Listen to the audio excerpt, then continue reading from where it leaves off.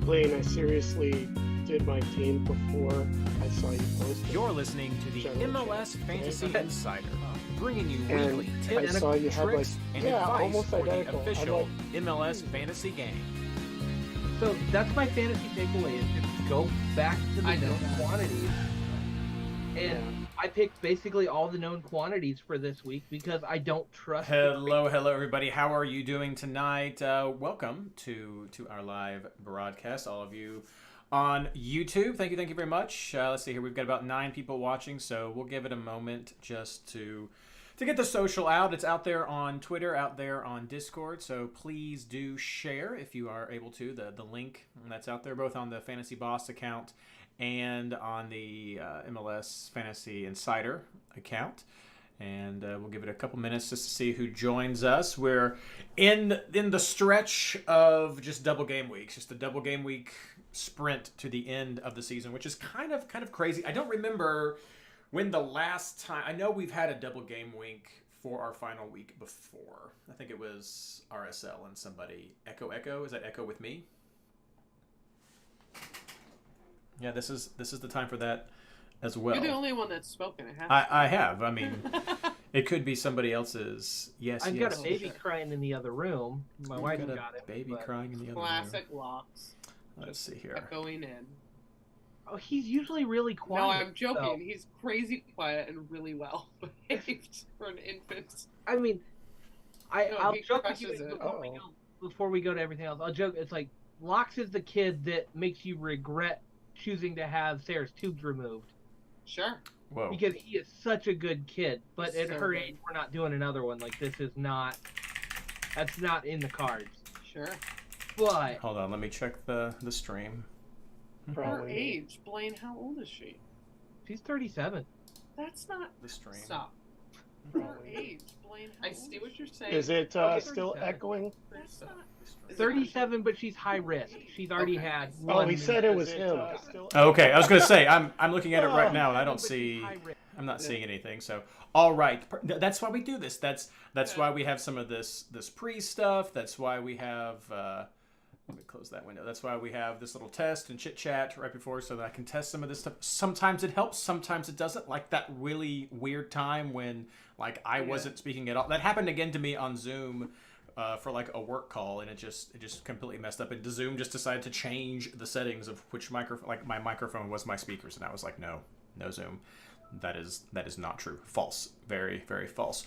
Cool. All right. Well, I got a few more. Like I said, if you're joining us, please do go out onto Twitter and share the social media for letting people know that we're starting the show. It's on Discord as well, but I assume we'll have a few more people join us, though some of you are apparently fantasy football drafting, so we'll see. I've got my eye on a couple of you. But we'll get started. We already got the recording done, so thank you, Ashley. One job. I should get like Dr. Pepper to sponsor the show. Oh, yeah. I just have now. It's FanDuel or Fansville season, so that's all I think of now. Let's see. All right, let's get this going. Hello and welcome to the MLS Fantasy Insider, our preview of round 26 of the 2022 fantasy season. This episode is brought to you by Noohoo, because otherwise Ashley would have quit.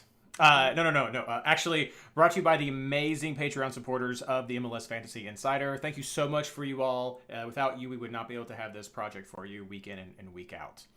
I'm your host, Reed Connolly from MLSFantasyBoss.com, and tonight I'm joined by my partners in fantasy, Blaine Riffle and Ashley Savage. We'd also like to welcome our special guest, Christian Ward, from our Discord server. How are you all doing tonight? I'm good. I'm one of those crazy people that's trying to do a fantasy football draft with the rest of our Discord community. They happen to schedule it over this. I claim that Cam is trying to screw me on this and just wanting to make sure I'm distracted during draft time. But whatever. Sounds like it to me. That's right. You guys are out there doing some double duty on what's supposed to be happening, but we'll let it by. Well, I know people love their fantasy building. games. We'll just call it community building. It's fun. We have sections in our Discord server for games other than MLS Fantasy, so it's allowed. It's all good. I'm great. I already did my draft. Thank you. Thank you. You're welcome. Ashley. Yeah, Thank we did you. ours. What is this NFL you speak of? Yeah. Hand egg. Oh, and Hand The egg. other football. on And egg. top of that, this is NFL where they don't have kickers. It's a bunch of soccer fans, and we Oh don't have man. kickers in our Wow, league. that's crazy. I've never heard that. Well, we are here to do a podcast about fantasy soccer, so we're going to move forward with that. If you're listening to us for the first time on your podcasting platform of choice, thank you so much for joining us. Those of you who are listening to us live on YouTube, we do that every Monday. We come to you live.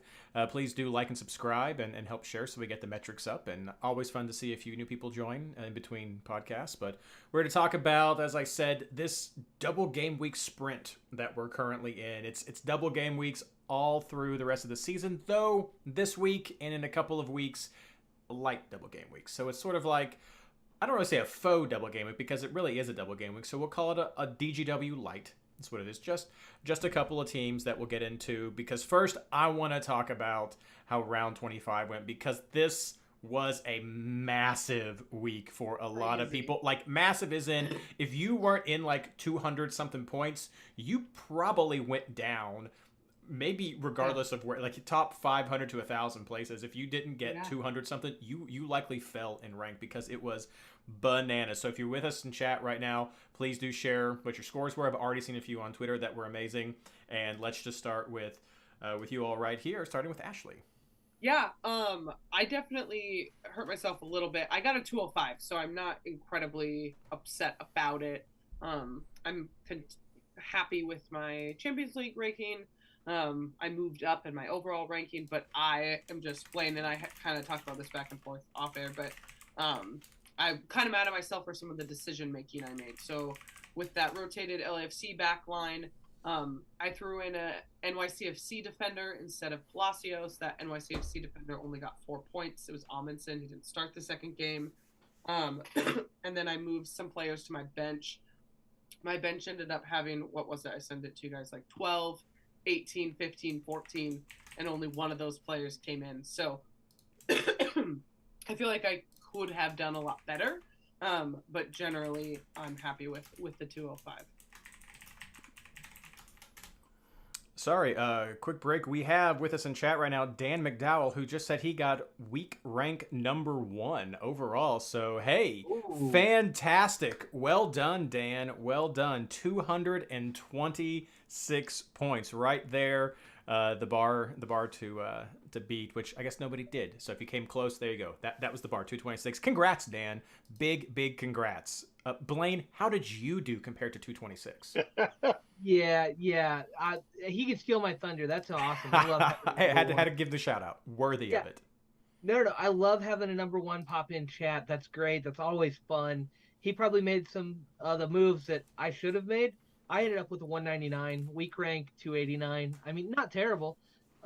Moved up in pretty much every category. Champions League status is not terrible. It's manageable. Moved up in the overall. I'm in the top 150 finally. First time being there in a couple of years. So overall, not bad. Captain Mukhtar, like everybody who I think is in this top bracket. Bench hit pretty well. Made a few mistakes. I decided to go with Glesnes over Carranza, and I put Kyoto in for Carranza as my backup forward, as my fourth forward or whatever. So lost a few points there. Could have done better. I missed that Palacios was not playing in that first game, and I avoided the Columbus defense for whatever reason, which really hurt. Crepeau lost me a few points to Rome. But yeah, just few minor missteps, but overall I still moved up in the overall rankings, have a decent spot in Champions League. So I think that 200 mark is kind of right around the slightly moving up or hanging where you were, and I can't complain too much. It's just it could have been better.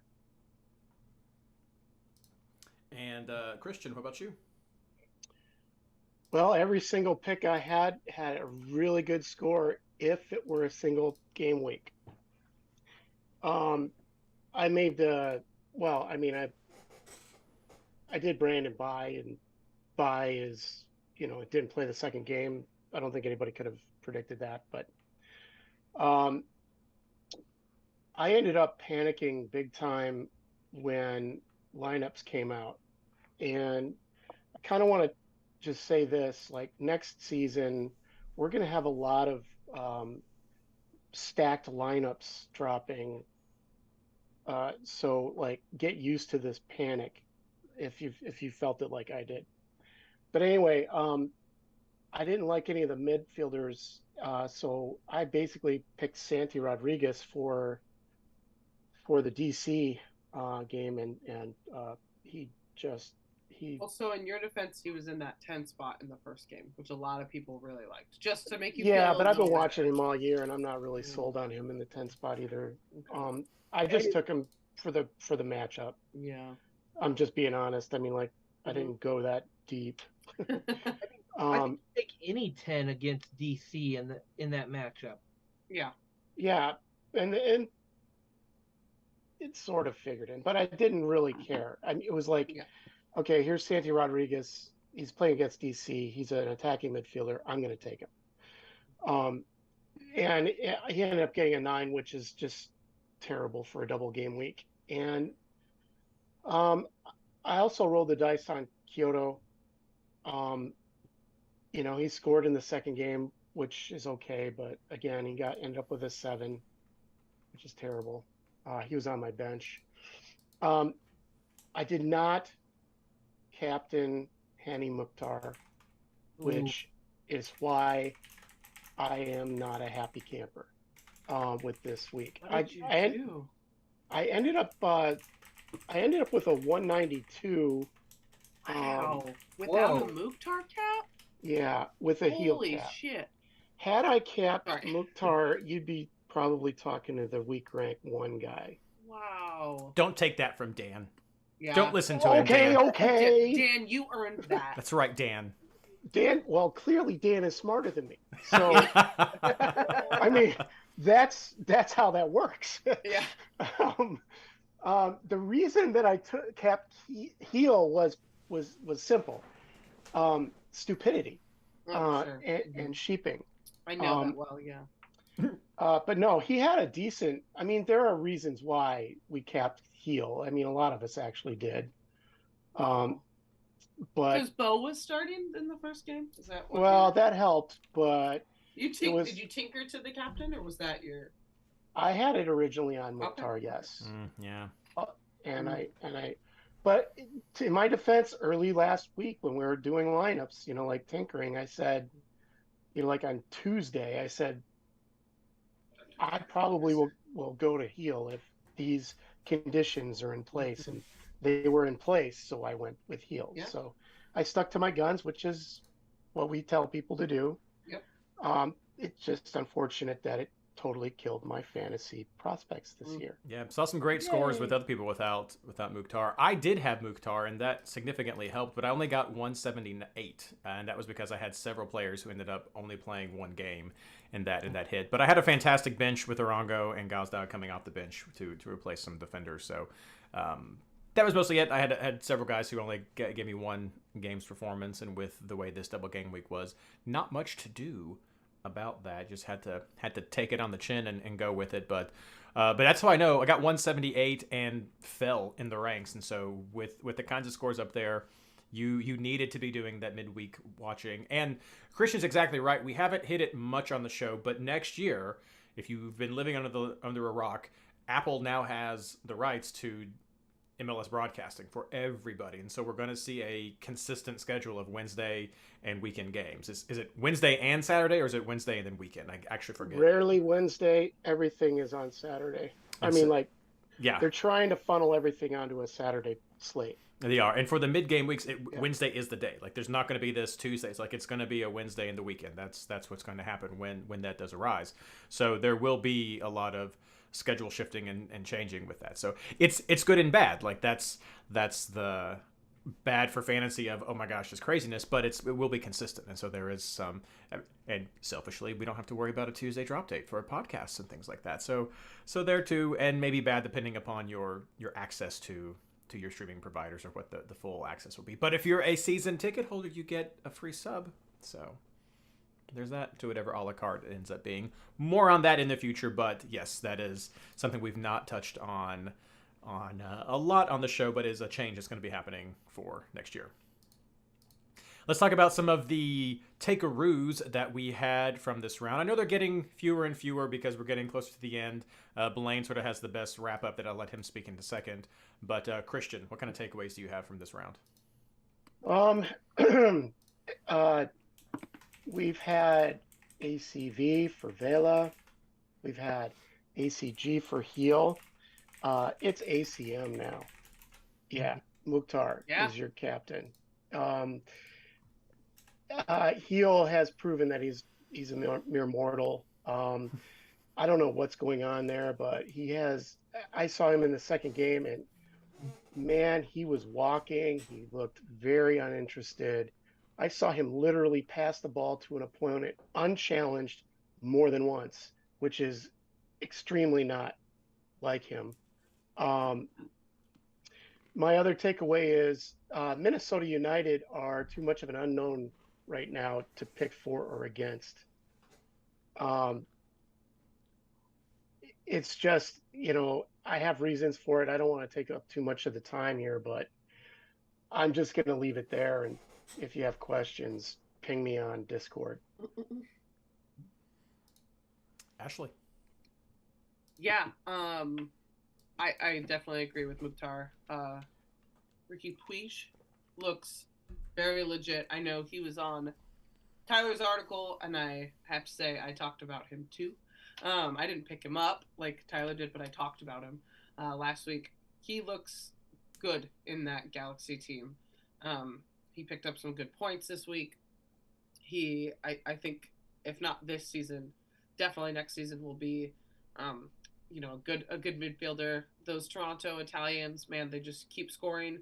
It's really nice to see. They're making it tough to pick between the two of them, I think. Bernadeschi being on PKs definitely makes it tricky when they're both putting balls in the back of the net. And then, in case you missed it at the top of the show, New Who scored a goal. 149 appearances, 6th longest in MLS history without a goal. The man, the myth, the legend. It's the greatest moment of my weekend. Blaine. Yeah, Reed kind of alluded to this earlier, but the big thing is we know who is doing what for these teams right now. We know who's good. We know who's not good. We know who's putting the fantasy points up and who's not. I feel like, and I'll just be honest with everybody, my last 3 weeks, I have skyrocketed in the rankings. I've gone from top 300 to top 150. I qualified for Champions League. I'm, 63 in Champions League right now. I've done this by following the trends. We know who's good. At this point, I don't want to say our show is redundant because there is some great differential discussion here, but we know who the best players are. And if you're not paying attention or trying to go super differential, I think you're hurting yourself at this point because we know who's doing what. And on that, I had one takeaway from the weekend because it burned me in draft. It didn't hurt me. I qualified for Champions League in my draft leagues. I'm staying up in the top flight, but Pereira sucks for Orlando right now. He's been. I've got both him and Facundo Torres. Torres has gotten me the bulk of the points the last 6-8 weeks that we've played, and Pereira started the game. Torres did not, and Torres outscored him, got a goal and an assist as a sub. Pereira missed a penalty and just did absolutely nothing. So Orlando's been bad, but Facundo is the guy you want to go to there. That's just personal take, but I know we always look at Orlando every once in a while, and Pereira is just awful. It doesn't matter if he's a 10 or a winger or whatever. He's just been terrible this year. And Orlando's fighting for a playoff spot too, so they're right there in the running with a few different teams. So for me, I've got 2 takeaways. One, if you haven't seen yet, Houston just sacked their coaching staff, so there's a little bit of change there for the end of the season. Maybe advantageous if you were already betting against Houston. Maybe keep doing it, but just see what happens with Houston with these last few games. And then also, I had a message on Discord. I forget who sent it, but someone said they wanted me to give a bit more info into FC Cincinnati going into this next week because of Lucho being out for the first game due to yellow card accumulation. And I'll go ahead and just do that now instead of during our players section. because there's been a few times when Lucho's not been available this year, and when that's happened, Cincinnati shifted to playing 3 in the back, and they moved to what, a 3-4-1-2, something like that, instead of the sort of the 5-3-2 that they, kind of counting my players, the 5-3-2 that they do when Lucho is there. And when they do that, then Barrial goes up to that playmaker 10-ish type spot. And I think that's the big question. People are wondering who's going to be the playmaker, who's going to be taking the free kicks with Acosta there. There's also a question about rotations, and I just don't know about that because of all these double game weeks coming up and what Cincinnati's playing for. You're just going to have to look at those lineups because they could legitimately make the playoffs. It's easiest to knock off New England. It would be a joy to knock out Columbus. And like I said, there's Orlando also in that mix, but there's a lot on the line for Cincinnati. So that's definitely going to factor into who is playing during all this time. But when Lucho's gone, expect Barrial to play up in that more playmaking spot. When he does play high, though, he's still kind of that box-to-box type of player. So I wouldn't expect a lot of runs cutting into the final third there. He's more of that top of the box, and he tends to lean left. So you're going to see him more on that left side still, even when he's playing in that more central position. I'm trying to be the playmaker there. For set pieces, when Lucho's there, he's pretty much taking everything with a little bit of sharing. When he's not there, Barrial and Kubo tend to split at definitely corners. They're going to be splitting what happens there. Kubo, if you're facing the goal, on the left side is where Kubo's going to be, and on the right side is where Barrial's going to be. So that's how they're going to split that. And I'd expect them both to be on any other free kicks as well. But other players may step up, but that would tend to be who the first two I would go to as far as if you're looking for who's going to be on a set piece. But remember, though, Lucha's out for 1 game. He will be back for the next one, and so that could factor into who you're picking. But that's kind of the deep dive right there. I'd expect the defense to remain the same. Everybody else is going to remain the same right there, but it's just going to be that shift for what Barrial's going to be doing. Going to chat real quick to see if there's any other takeaways that we want to share. A joke here that Chicharito should always be on penalties for LA. You know what? And Ashley, I feel like it's kind of tough to say that Ladero missed that PK. He didn't score. It's kind of like it was blocked. It wasn't good. So he was 18 for 18 going into that PK. So I think that's kind of what weighed a little heavier on the criticism, if that makes sense. And I think so too. But they're like, he missed it. It wasn't a good penalty. But he didn't shoot it over the goal or something. He didn't try to Panenka the keeper and mess it up. Exactly. So on the night, his was the least bad. So yeah, but I will say that. But a couple comment about Crew not scoring. Do you agree with that, Christian? Come on. I mean, a lot of people liked Kucha. That was one of the big Tinker moments. Yeah. Like for the first part of the double, right? Was no Zella at all. Do you keep Cucho? Right. I saw that conversation in Discord. Sure. I had it in my head. And he didn't, and they didn't. Yeah. So they go. It's tough times. But they're going to be playing this week. Yes. Christian's more of the situationally Crew can't score, depending on who's in the lineup. Well, no. I mean, like, you're not going to take. Okay. I wouldn't. Zelarayan has come back, on the back end of a double game week and made us all regret we dropped him on more than one occasion. Yeah. So it's a fluke, like he's I don't know. I don't know how well they're going to do against Montreal, but Montreal is dubious in the back.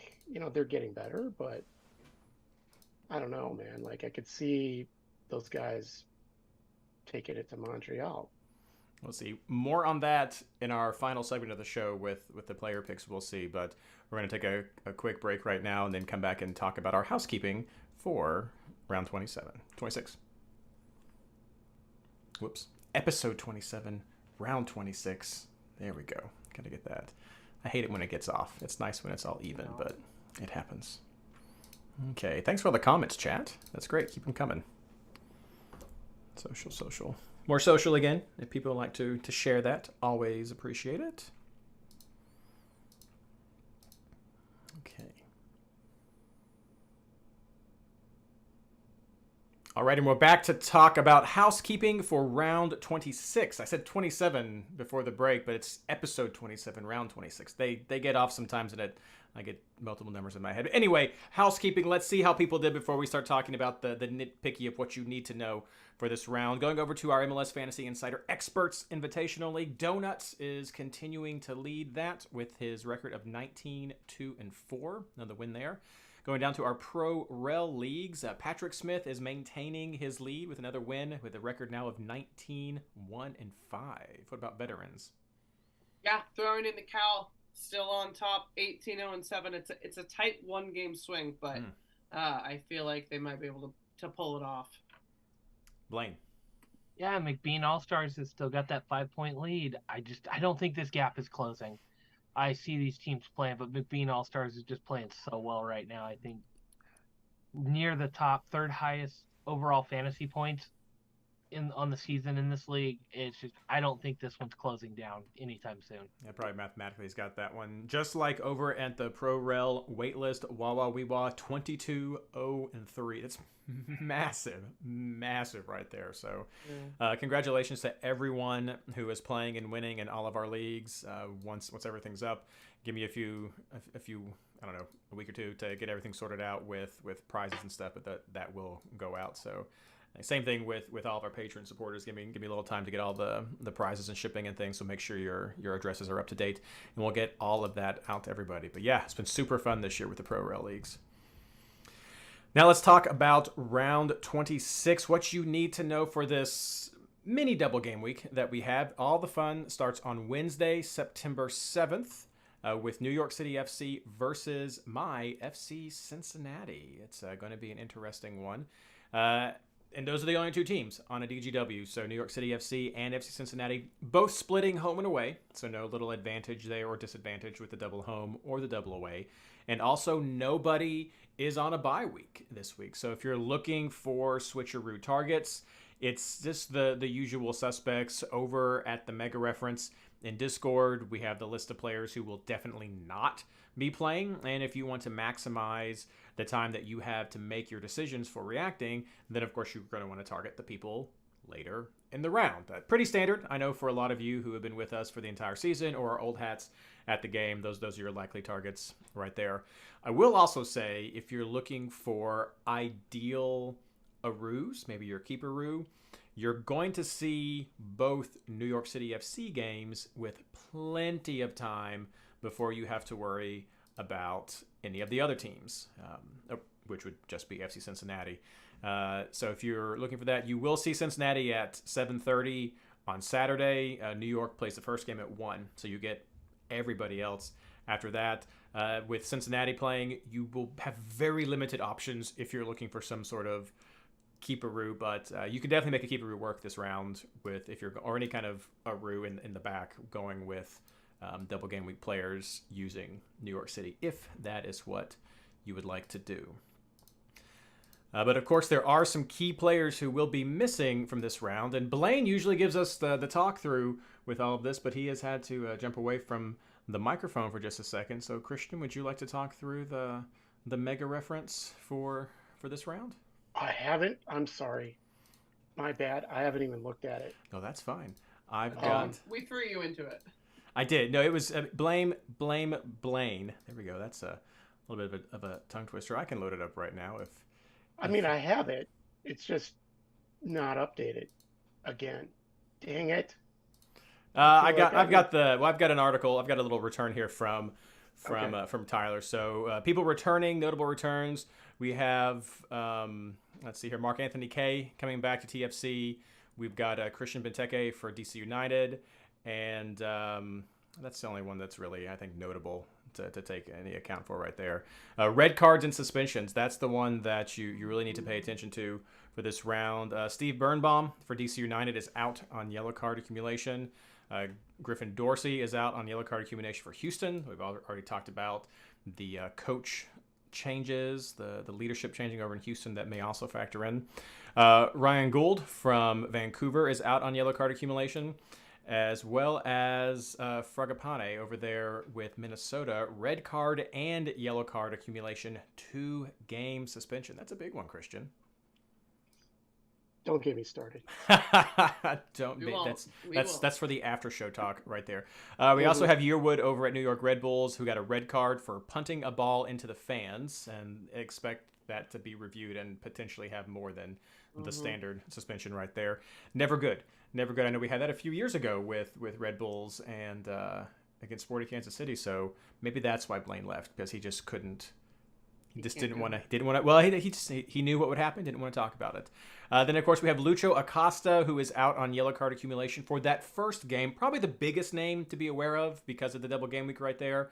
And then we have Gite out for Austin with red card as well from last week. Going on to injuries, we have Brian Gutierrez at Chicago. We have Reynoso out for Minnesota. Unknown severity. He missed midweek and 62 minutes on this last weekend, and he came out with ankle pain. So anything to add to that one, Christian? You guys are getting started. Don't get you started on that one either. We won't. Anton Tinnerholm has re-injured his leg going into this double game week. Memo Rodriguez is out for Houston. Maxi Rudy is out for Austin. And then Brandon Bai has a minor leg injury for New England. Also, some side info that Ranch has provided for us. Orlando City has an Open Cup final midweek this round, so they may have some rotations for that weekend game. So keep an eye on that. And I think that is everything. I know you just got back. Blaine, is there anything else you want to add to the mega reference that we hadn't already had scheduled to talk about? Nothing that I have heard or seen. And I see nothing else from chat. They did mention, yes, it was Kaku who had another ball to fans incident for the Red Bulls previously, which you don't need to get into, Blaine. We know that's why you removed yourself from the conversation. Ball to fan or fan to ball? It's hard to say. It's still under review. Clearly ball to fan. I think player to foot to ball to fan, I think is how that that mathematical proof would go. My only thing on that is MLS needed to crack down the first time. These need to be minimum 5. I would rather see 10 if you injure a fan. It should be considered violent conduct at the very least, right? Well, they get a red card for it almost every time. Mm-hmm. But there's got to be more to these to prevent this happening again. Kaku got 3 games, 2 plus the 1 red card that he picked up in the game. That's not enough of a deterrent to keep another player from doing this. That's why I say minimum 10. You miss a third of a season for doing this, you will think twice before you ever put a ball in the stands again. If people are thinking at all when they do something like that. Well, that is not a discussion or a decision for us to have and be made. So we'll see what happens and keep moving forward. If you want to stay up to date on what happens with these injuries and suspensions, head over to our Discord channel. You can check out our just this pin is usually update the fantasy stats information, the fantasy tips, and it's the mega reference. It has lots of cool stuff with injuries, call-ups, players, and as we mentioned before, information about who is definitely not in the game to be ideal switcheroo and keeperoo targets. So head over to the Discord channel. You can get to that easily at mlsfantasyboss.com/Discord. It's fun, it's free, it's easy, and you can hang out with people like Blaine and Christian and Ashley and me and others who are there all the time, and it's a great. Maybe Dan, I don't know. Dan was round rank 1 this week. I don't know if he hangs out there. Dan, do you hang out there? But if he does, you can chat with Dan and other past champions like Todd, who was with us last week. So it's a great time. Check it out, the MLS Fantasy Boss Discord. But now we're going to be pausing for a moment as we get ready to talk about our player recommendations for round 26. All right, there's the social again. So, yeah, no, a huge fine and a huge suspension. I think that just makes no sense. Yeah. Yeah. At least he was remorseful. Kaku was the absolute worst. Right. But... Yeah, I just typed that into chat, too. It's like, Yearwood actually left the field, tried to climb up there and apologize. Like, he knew he screwed up as soon as it happened, and he was... His statement was kind of, though. I was like... Those Try are written by harder. the agents anyway. Who No, cares about the well, state? sure, but there was one from the team, and then there was one from him, and his was kind of lame. But Yeah, yeah. It's one of those. At least Yearwood. I mean, he immediately tried he to go went in. apologize. Totally. He just kind of strutted off the field, and yeah, it's just got to make sure this is not a possibility in the future. Like, guys got to know that it can't be allowed to happen again. Yeah, For sure. agreed. All right, well, let's get ready for these player picks. I'll let you guys do most of the talking. I'll just wrap up with this one since we got 4 people. I'll call Lisa tomorrow. Tell Mom. There we go. We'll call her tomorrow. Let's do it. My daughter's out of albuterol. I gotta There we call go. her. There we go. I know what that's like. All right, and we're back. Let's talk about our player targets for round 26 of this mini double game week, starting off as always with keepers and defenders. Ashley, who do you like? Yeah. For me, the kind of gut go-to was Sean Johnson to Slonina. I have to say I'm not particularly thrilled with the NYCFC back line lately. This is more of I get to see both games before the single game week start type of a choice. But I will, like I said, preface it by saying that I'm not really happy with NYCFC backline. So I might go away, but it's a double game week. It's worth two shots. And then I'm going Kai Wagner, Miazga from FC Cincinnati, Chihos from Chicago, and then probably Walker Zimmerman on my bench for Nashville. Blaine, what about you? then- Oh, sorry. No, I'm sorry. You didn't come in right away, so I was like, and that's it. That's all. Blaine. I'm on the same one. It's Johnson to Slanina for me. It's a really good one. I was torn between Johnson and FC Cincinnati, whoever their keeper is at this point. I don't even know his name because I've never taken him this year.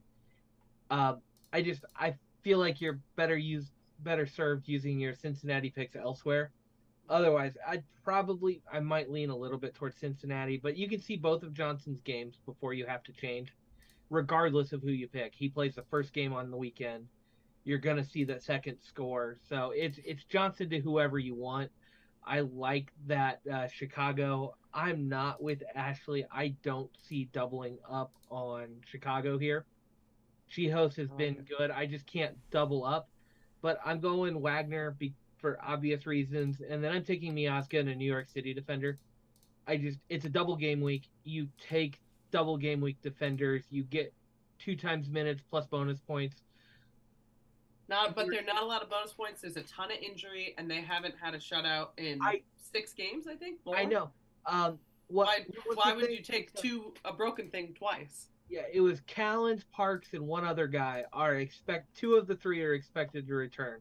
Martins. So I mean, that's 2 defenders in Parks who helps cover the defense. It's their 2 starting center backs that will be back. Mm-hmm. Well, that potentially will be back. And will they play both? And your defensive midfielder Probably. who covers for them. I mean, you're getting a lot of reinforcements right there on the defensive side. If I see Callens start, I'm putting Callens in just because that first game is good enough for me. But I think you take the double points, you take the safety out on that one and roll with it, because that's what you do on double game weeks. You take defenders who are going to get you minutes plus, and that's usually enough to offset most of the single game week options. So that's where I'm at. I'm taking Miazga, somebody from New York City. If Tinnerholm's not on the bench, it's Gray. Gray is an easy pick there because Tinnerholm won't be back for the weekend if he's not on the bench for the first game. And they've shown that even when Tinnerholm was healthy, they were going to run with Gray if he was on the bench because they wanted to make sure he was 100%. And so I think you've got enough safe options in New York City to take one of their defenders. And it's 2 double game week plus Wagner. And then some scrubs. Yeah. And always scrub. Always scrub 2 defenders. That's my thing. I know people don't, but I always scrub 2 defenders, and I'm doing it again. There we go. Christian. Ditto. Ditto to Blaine or ditto to Ashley? Both. Actually, all right, I'll just be cool. Johnson to Slonina was uh, actually it was Johnson to McMath was my first, but I like Slonina better. Um, you could also choose Yarborough on the back end if you want. They're probably going to be okay. I've got Collins on the bench. It's whoever it is, Collins or Martins, one of the two should play both. And in fact, if they're both center backs, so like, and plus they're making a playoff push, so I don't see why Cushing, even though he is a PE teacher, would not start his two starting center backs. I mean, it'd be madness. Anyway, um, so it's either one of those two. I've got Miazga, I've got Wagner, I've got Shihas, I've got Brody as a fallback.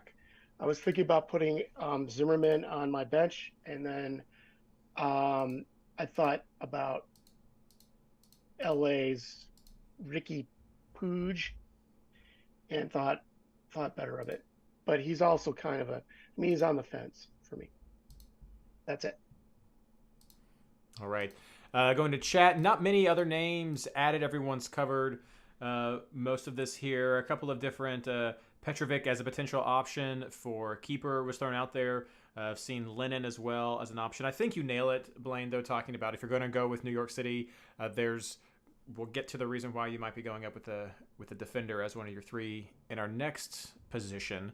But looking at who's going to start that game, because if it's Callens, yeah, I think a lot of people are going to want that, especially as Christian says with that playoff push that they're working to hang on to. For New York City, they're basically in, though. It's like 99% chance that they're going to make this right there. So just check it out and see. But I think you're right, checking to see who is there in that first game, and that's the one to roll with during a double game week. Let's move on now to our midfielders, starting with Blaine. Yeah, this week was a little interesting for me. I think there's a few obvious picks, like Mukhtar's a lock in at home. Gazdag, the way they've been playing and the way Orlando's been giving up goals.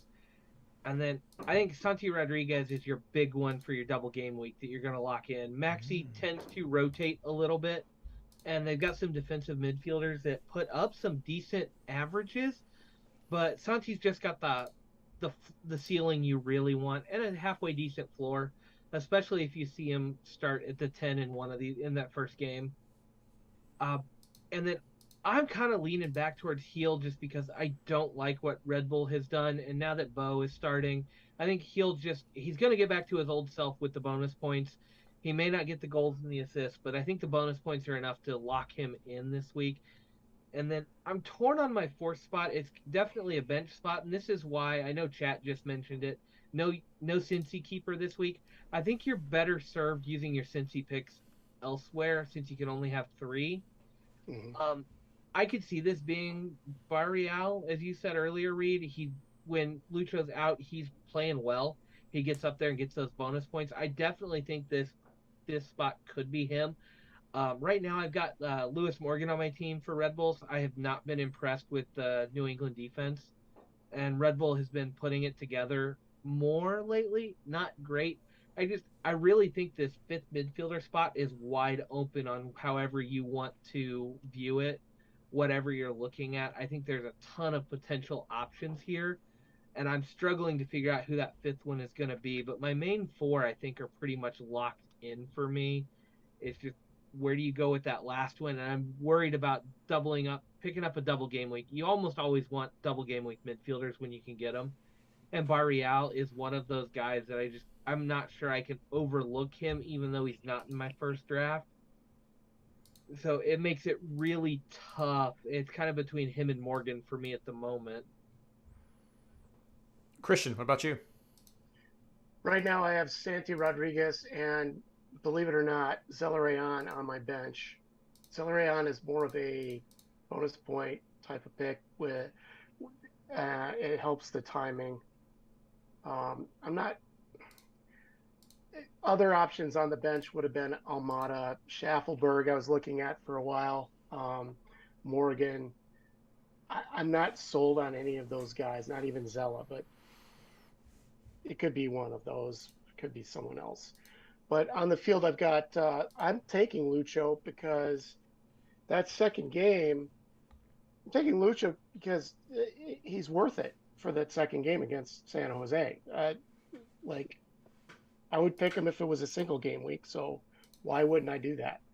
Um, I've got Mukhtar and Gazdag as well. There was a huge debate on Discord about the value of Gazdag.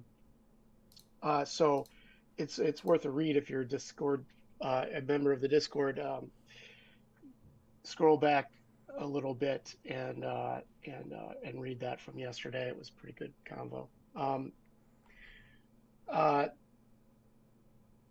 that's pretty much it. I've heard Santiago Moreno kicked around, but I got to stick with my don't bet on or against Minnesota right now thing. That's why I don't have them. So, Ashley. Yeah. For me, the first people I picked up were Mukhtar, Gazdag, and Santi. Even though Santi burned me this past week, in that double game week, I am gonna put all of my NYC FC players on my bench since those scores will come in. So that way I'm not incredibly stressed out about picking him up or anybody that might not be up to snuff in both games. And then I'm kind of piecing together the other spots. I agree with Christian that I think Lucho might be worth picking up for that second game in general. San Jose can create a lot of chaos. I think that Lucho, I mean, he got 14 on a single last week, right? Or last round. I would consider that a decent double game week score. yeah, it's pretty decent. To see that replicated, on a single this week at home, I think is definitely possible. And then I'm leaning towards Almeida from Atlanta. I'm going back and forth between Lucho, Heel, Almeida for my fifth midfielder spot. This was a weird week for midfielders for me. I kind of struggled. I feel like for the last couple weeks, it's been how do we pick among 7 midfielders we really want? And for me this week, it was like, okay, I really want 3. And now I'm kind of piecing together those last 2 spots, if that makes sense. So it's kind of a role reversal for me of I wish I could have 7, and now I'm like, can I just have 3 or 4 this week because I can't fill it. I don't have enough faith in the others to fill in that spot. I know I've seen / heard, maybe this is just the other voice in my house, of Nico Ladero being thrown in because of that home game this week, but that's not something I'm particularly jazzed about. I think Austin's going to be tough.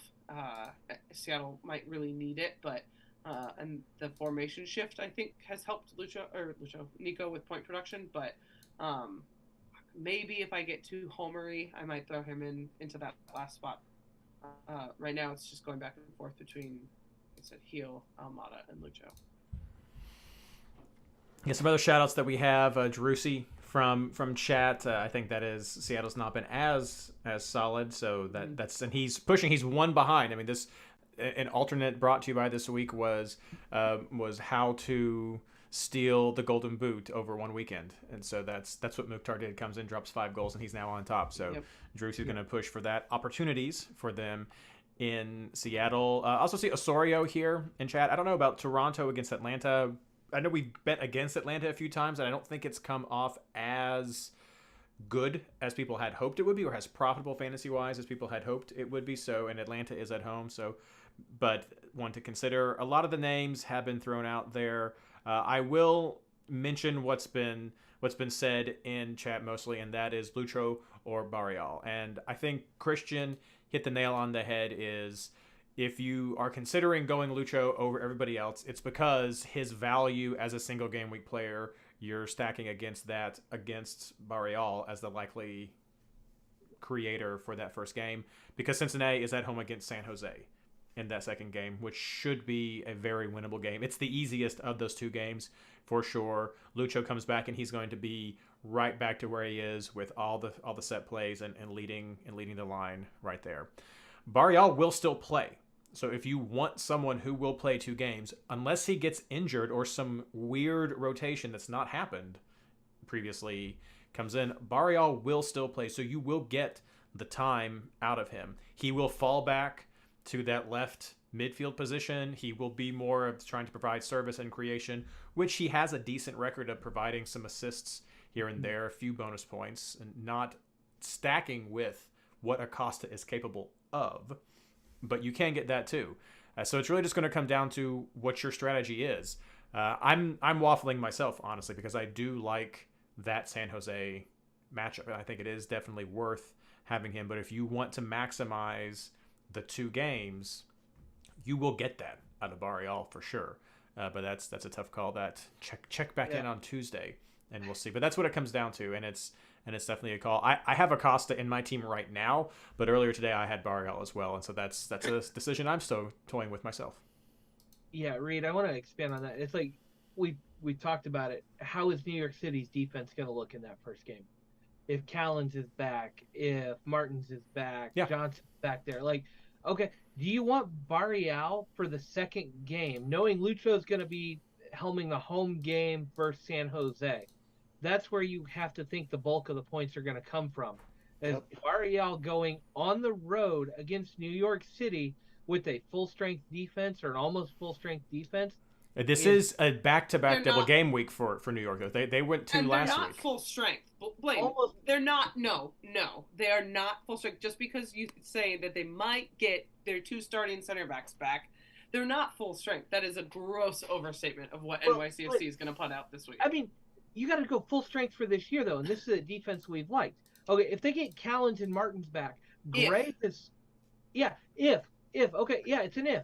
But if they get that, Gray has started over Tinnerholm almost all season. Well, because he was hurt. that's your starting back four together again, in front of Johnson. That's solid. Okay, let's say Callens isn't quite ready to go and Martins comes back, or Martins isn't quite ready but Callens comes back. You're putting Parks back in front of them. If the tweet we saw today is accurate, they're getting two of these three guys back: Martins, Callens, and Parks. Okay, you're getting two of your three starting mid defensive triangle together again. And Chanot has played well in the absence of the other guys. Like missing Parks hurts, but Acevedo has looked really good. You're getting two of those three guys come back. You're getting a mostly full strength. But it's their first game back, and they've had one shutout in 7 games. My only point is to say full strength is inaccurate. No. That's full strength for them, though. That's the team we've seen most of the season. The team we've seen most of the season had 6 shutouts in 7 games, not 1 in 7. I don't know, man. I wouldn't bet against an 80% strength New York City back line. But Ashley, you're getting into the nitty gritty of it. It's getting into the stats of it. But do you like Barreal in that game plus whatever he does with Lucho back against San Jose? So if what Reed is explaining and what he was kind of discussing earlier with how Barreal moves positionally with Lucho out, I think he's in a good position to make some point, create. You've still got Brandon Vasquez to play the ball to. You've still got Brenner up there. You're still creating with this offense. He's still going to be on set pieces. He's on set pieces and corners. So what I'm saying is, I don't in any way, even if I see Callens and Gray in that lineup, I'm not looking at that defense and saying, well, scrapping my FC Cincinnati people now, because that is a locked-in defense. Yeah, my question is, though, and it's really this, is Barreal versus the best New York City can offer right now. And I think he is the best midfielder to take, possibly, from FC Cincinnati, if you want an FC Cincinnati midfielder. Because he's going to play twice, and he's going to play the Lucho role in New York. Yeah, according to Reed. So I guess I'm trusting Reed a lot. I looked at, like everybody else, I looked at this very, very closely, and I was hemming and hawing for about an hour over this because I didn't want to get this one wrong. I felt like Barreal in the past has done very well at the number 10 position, almost as good at times as Lucho, okay? Like the fantasy returns. but that second matchup, Cincinnati versus San Jose, is gold. And also, that first matchup, New York City's players could be back, could be healthier, not 100%, granted, but it just made sense to me to avoid the first one, the unknown variables of the first one. Mhm. Like it's okay to take 5 double game week players, in my opinion, if you don't like the matchups that they have. Yeah, And- Barrial is not as good as Lucho, but if he's playing in that role in a team that has been steadily and I would say consistently, Yeah, you have a point. Yeah, You totally do. Then I I agree. Not say arguing. sure. No, I know. I'm just saying that's my rationale behind Yeah, it. Now I and didn't I name agree. him in my team. I think But- this is where I love having this conversation in front of everybody, because I agree. Like, I think Lucho versus San Jose is a goal and an assist type of game for him. This is prototypical 8 points plus minutes plus a couple of bonus points. Like, this is a 10 to 12 for Lucho versus At San Jose. least. Yeah, like that's what I would expect from him in the San Jose game. So we're looking at a 10 to a 12. Okay, Barrial versus San Jose in that second game, given He's that going to get a 4 or a 5. 4, 5, maybe 6. Yep. Okay, he gets an assist and he bumps up to an 8. What's he going to get versus New York City? Is he going to get me a 4 or a 5 versus New York City? Maybe. Is he? But that's his good against New York City with a good defense, with their defense getting healthy. I don't care if it's their first game back. This is a defense that has shown up time and time again when they're together, when you've got your first string guys. And I don't care about Tinnerholm. Tinnerholm and Gray are interchangeable at this point. Whoever starts does well. It's not that. It's you give me 2 center backs or you give me your CDM right in front of him, which is Parks. I like this defense a lot. If it's Parks. I mean, Parks is like the third most likely to make it back Yeah, this week. I think he's the weakest one on the list. But if Parks is back, like you're telling me you're giving me those guys back. Okay, Barrial takes. It'll be Maxi and Acevedo or whatever. But you also have to remember that there's been just a consistent decline, including injuries, since their coach left and their best player left. And their best player has nothing to do with the defense, but the general play has. Yeah, they're playing like crap. Yeah. Let's just be Yeah. honest. They are. It's all that, but it's just how much does Barrial get? And like I agree, I'm not sold on New York City being a great defense right now, but this could be Brenner to Vasquez for your goal and an assist in a 1-0 game, and Cincy upsets them on the road. Like, but it could be Brenner to Vasquez, and Barrial is not really involved at all. I think we're playing kind of a guessing game with a player that none of us have picked up this year. Yeah, so it's like I love this. Is why I piped up, because I had Barrial in draft and was very, I mean, like Barrial is worth it. Okay, he's worth a pick this week. In my opinion, he's worth it. I am just weighing the likelihood and hoping I'm right about this. I put Barrial's ceiling at about 12, 13 points this week. Yeah, I mean, his estimated on the double. points are only I 8. put Lucho's ceiling at 15 at least. Yeah. So surprisingly, if you look at projected scores, and I know Lucho's not playing, the projected score for both Barrial and Lucho are higher versus NYCFC than at home for San Jose. Yeah, if you care about the projected. I don't trust that. Like I'm just saying, it's like Barrial, that for a reason. So two comments. I think we've covered a lot of it. I think everyone's got the main chunk of what this conversation comes down to. 2 comments that Scott makes in chat I think would be good to wrap everything up is he gets all the points that Blaine's saying and that he doesn't disagree, but there are a lot of ifs that keep adding up when we're talking about Barrial. And so for Scott, that makes him want to look somewhat maybe like Driussi or Ladero.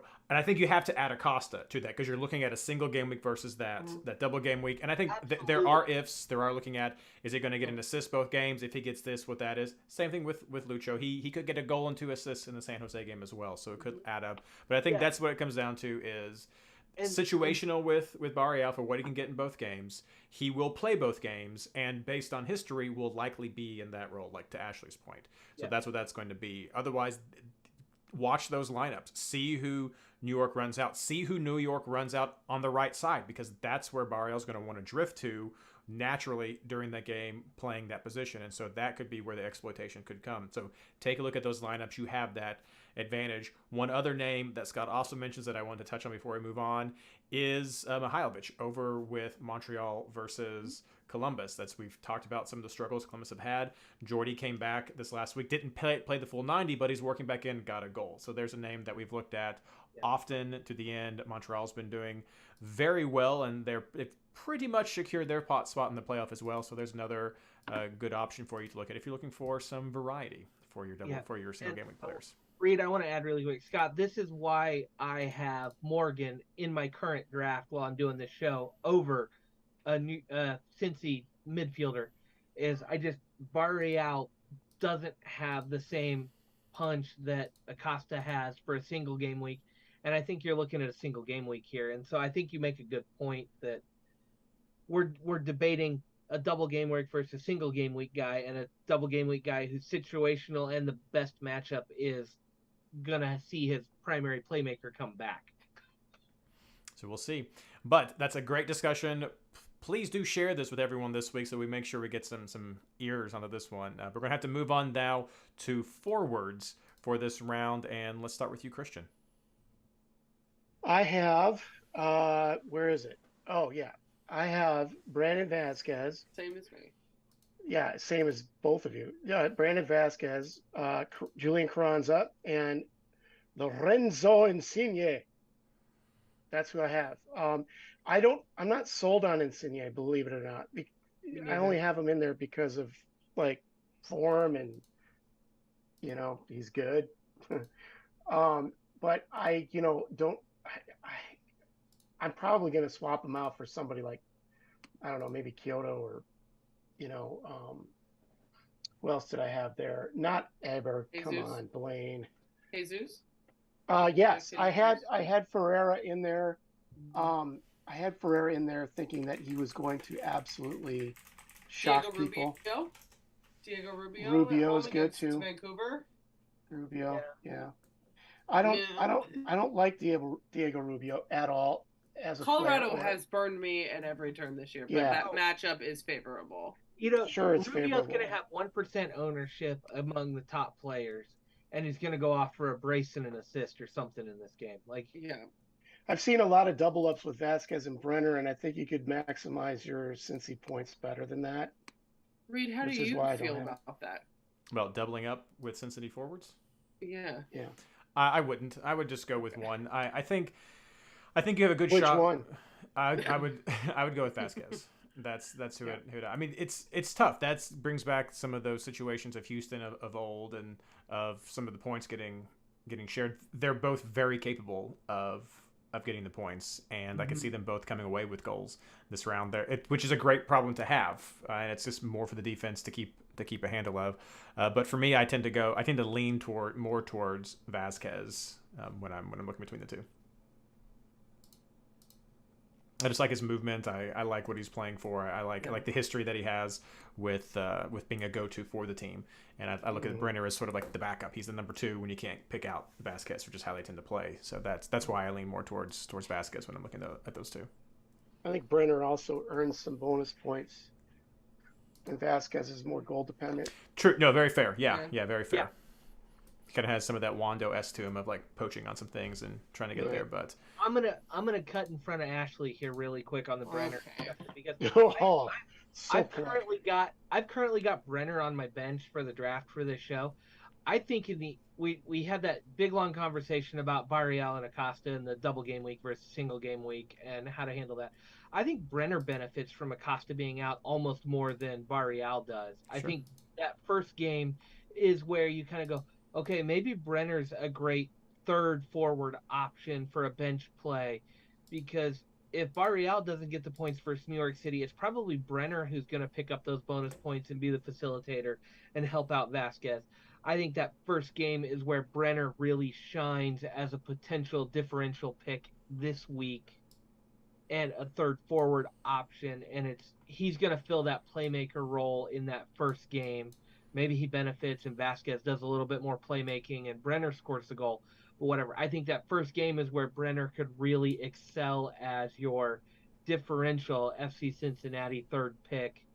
If you assume Miazga and Vasquez are your 1 and 2 for your Cincy picks, Brenner being your third pick gives you that potential in that first game for bonus points being involved where Acosta's not, and then that second game is just gravy on top. I mean, maybe he got a couple of assists in mid-season when Lucho was gone, and he gets his key passes aren't great. He only had like 3 assists total, a couple of them when Acosta was gone in the mid-season. So, I mean, I don't know even without Acosta if he's normally looked to as the playmaker guy or more of option 2 for finishing in the third.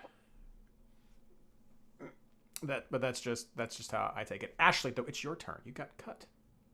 I did get cut, and I have nothing else to add because my picks are the same as Christian and Blaine's. I like Insigne this week. I do see the travel, and I do see Atlanta's defense coming back. He is the one I'm least locked into. I have Vasquez. I'll start Vasquez, and Carranza. Honestly, I kind of went back and forth between him and Uri. I know Carranza's name has been said on our show a lot by certain people in particular. And he's in particular. And he's not a bad pick at all, but Uri has been quietly doing some similar things. So I kind of considered going back and forth between 2 of them. And then just talking it out, I am now honestly considering Diego Rubio based on Gald being out, based on Vancouver. I mean, he's probably the smart pick. But I look when I made my team, I hadn't. We talked about it. We talked about it last week. It was like pure violence. Okay. I'll send it to you later. And then they should drop his contract at the end of the offseason and not bring him back. We already did this rant. We did it last week, and I agree with us fully. But anyways, him as well. I think that Colorado, they've still kind of got something to play for. I don't know. I like Rubio, but my gut picks out of the gate were Digne, obviously Vasquez, and then Carranza. Then Blaine, you jumped ahead and shared yours already. Yeah, well, why about Hebert being viable? I still want to hear you talk about Hebert being viable. Hebert again, this guy. So I did not have Insigne, and I'm the difference. Like, it's Carranza, Vasquez, and who's your third forward? Yeah. And I wanted to throw out Brenner as a potential third. I've got Arango and Jesus Ferreira on my list as potential thirds, but I want to know, the same game. Yeah, I want to know, given what we've seen, is Hebert viable for New York City? No. He didn't start for so long, but every time he started, he scored. You said that, and has not statistically been true. I feel like you want it more than he wants it. It's not. It hasn't happened. No, it's not happening. Stop starting him. Like I can't. I know, but like he started 5 of 6 games and scored in 5 games. Like he's been good. He got a start in the midweek this last week, and he scored. Mm-hmm. I don't know if he started on the weekend. I was busy. I didn't watch that game. He did. He got a 2.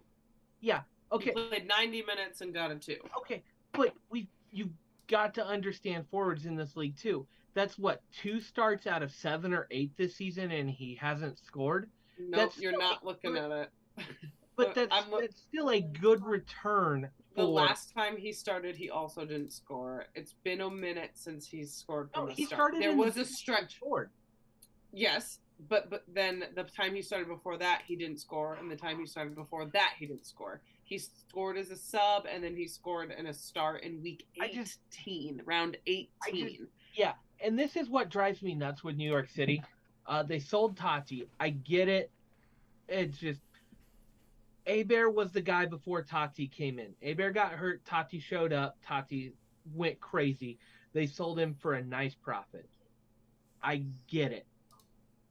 Turn it around, and we've got they start Hebert. Hebert scoring when they start him. They stop starting him. They stop scoring. Like, if he starts in that midweek, I have to ask, is he viable or not? And it's one of those. He's scored on more of his starts than he hasn't, and so I'm curious because when you get a double game week forward, if you think he's going to start both, that's not bad considering we're like, oh, Insigne, everybody's going Insigne. I get that as your third option. Because he starts and scores. Yeah, It's multiple DP money. goals. Lots of goals. He starts and scores, and he's going and to Atlanta, assists, who's and been he's on leaky. sets, And they can't pick a keeper. Yeah. Okay. I totally Actually, get Insigne's not on sets, but whatever. And then I totally get it. It's just I felt that when you said that. That's my question is The other guy. you get a double game week forward. If he starts both games and he's been scoring in more of his starts than he's not. This is another if conversation. I know, and I know it is. And then the stats don't back your if is the thing. But I want you. You know what? You and I have both talked a lot about Champions League in our own text. I want you to pick up Weber this week and tell me how it goes. Yeah. While you're in Champions League and see how it goes. It's one of those things. He's scored in more of his starts than he's missed. Like that's I think you're right. I'll give you that one. Yes. For the season. And they went away. New York City went away from him as their starter after they sold Totti. He was their backup starter when Totti missed games, and he scored. They went away from him after they sold Totti, and the team struggled to find goals. Because the team is struggling. The team struggles. There's no coach. What did Christian call him? A PE teacher? Yeah, there's no. Pretty much. I get it. I totally get it. Even Santi is a stretch right now. They're all a stretch. Yeah. I don't like. I think we get it. I think we get the gist of it. We don't need to keep going. And then, Reed, I've got one more point. Okay.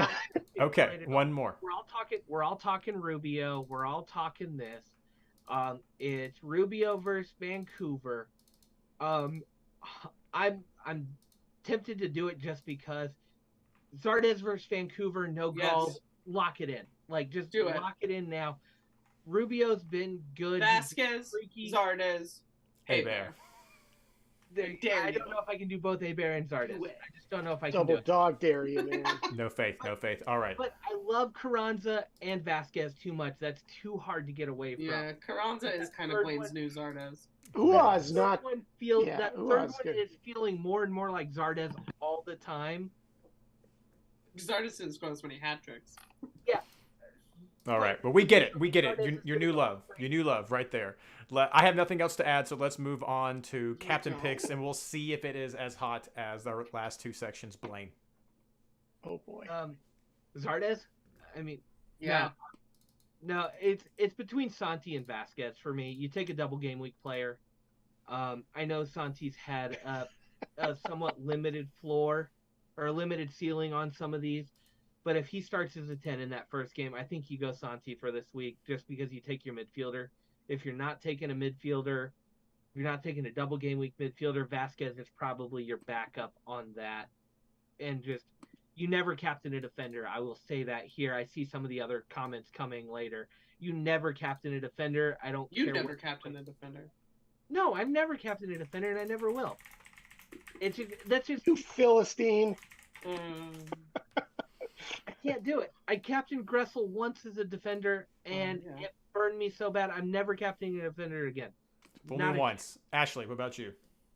Yeah, I'm gonna be honest. I had it on Mukhtar most of today, just because it seemed so easy and not that difficult.